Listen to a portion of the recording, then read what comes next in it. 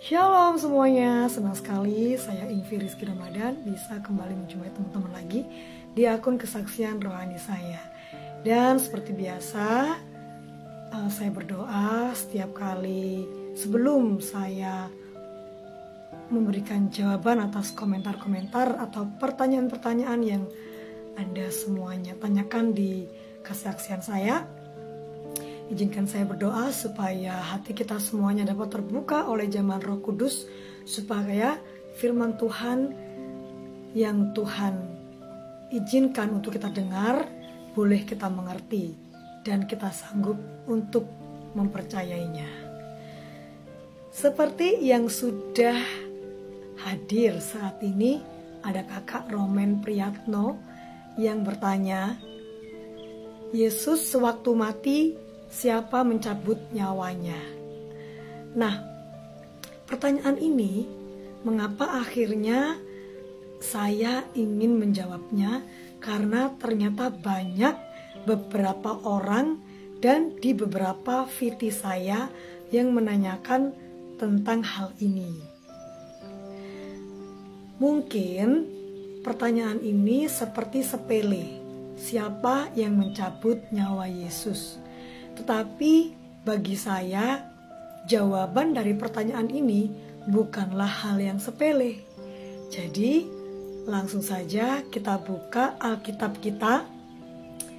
Bagi teman-teman yang tidak memiliki Alkitab atau tidak mau memiliki Alkitab, bisa buka di Google ya, di Lukas 23 ayat 46. Juga ada di Markus 15 ayat 37 dan di Injil Matius 27 ayat 50. Tapi saya ingin membacakan di Lukas 23 ayat 46.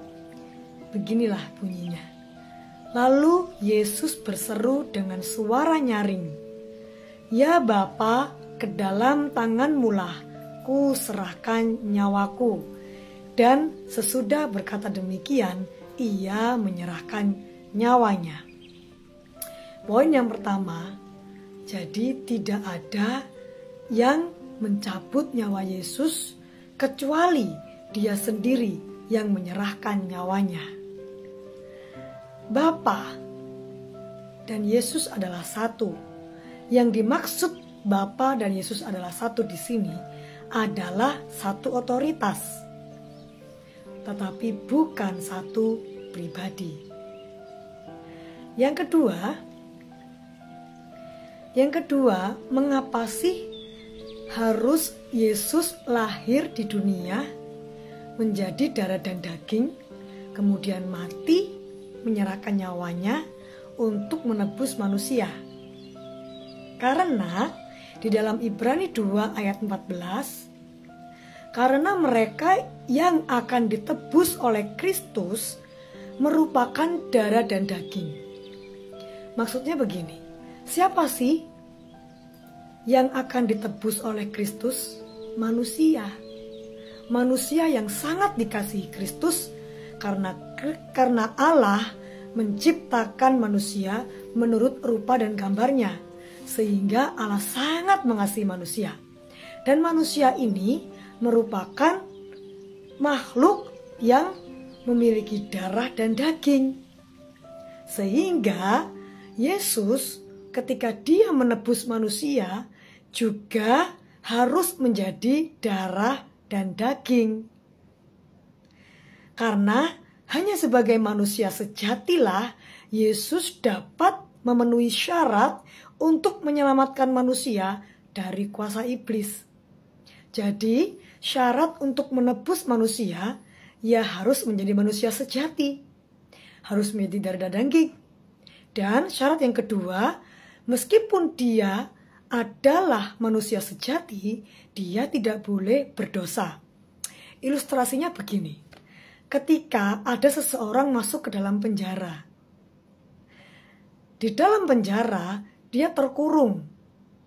Bahkan mungkin dia dikenai hukuman mati.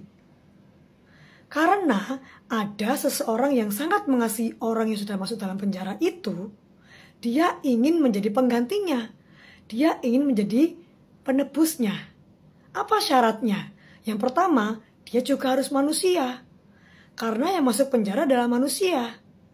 Jadi harus manusia yang menjadi pengganti dan menebusnya. Yang kedua, yang menggantikan atau menebusnya haruslah orang yang tidak bersalah. Masakan sama-sama di penjara menjadi penebusnya. Masakan sama-sama melakukan dosa menjadi penggantinya. Tidak bisa.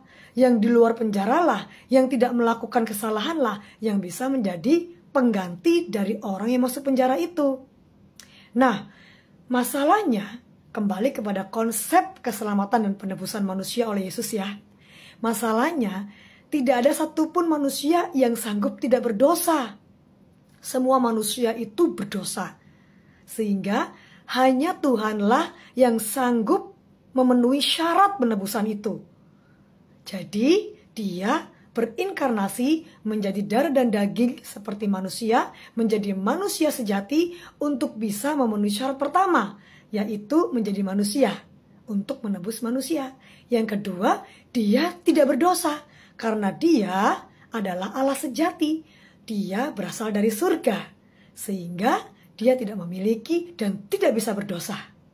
Dia tidak memiliki natur dosa, sehingga dua persyaratan ini bisa dilakukan oleh Tuhan saja. Dialah Allah yang begitu kaya tetapi rela menjadi miskin demi kita semua. Dia yang tidak berdosa itu rela menjadi berdosa demi saya dan Anda. Nah, semoga apa yang sudah saya jawab ini menjadi berkat buat kita semua, supaya kita semakin mengenal Kristus, dan supaya yang sudah mengenal Kristus bertambah yakin dan bertambah kita mau untuk bersaksi kepada orang lain, supaya orang lain yang belum mengenal Tuhan Yesus bisa mengenal Tuhan Yesus dan percaya, sehingga semua orang tidak binasa. Saya Ingvi Rizky Ramadan, sampai jumpa di VT-VT berikutnya. Shalom, Tuhan Yesus memberkati.